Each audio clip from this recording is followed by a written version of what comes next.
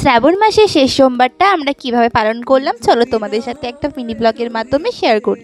সকাল সকাল স্নান করে আমি চলে এসেছি মন্দিরে।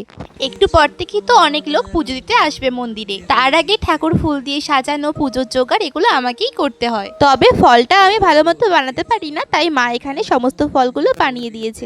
আর এই যে এইদিকে সমস্ত পুজোর জোগাড়ও আমার হয়ে গেছে। কিছুক্ষণ পরেই ঠাকুর মশাই চলে এসেছে, তার সাথে যারা যারা উপসী আছে তারা সবাই চলে এসেছে। আর এখন পুজো আরম্ভ হয়ে গেছে।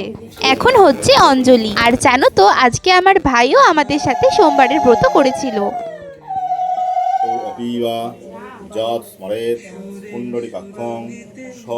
সকাল থেকে উপোস থেকে এখন অঞ্জলি দিচ্ছে, তারপরে আবার আমাদের সাথে সাবুকলাও খাবে। এইরকম ভাবে 2-3 বার অঞ্জলি হওয়ার পর আমরা এক এক করে মোমবাতি ধূপকাঠি দেখাই, দিয়ে এখন আমার ভাই বাবার মাথায় দুধ গঙ্গা ঢালছে। এই তো শিবলিঙ্গের মাথায় দুধ গঙ্গা ঢালা আমারও হয়ে গেছে।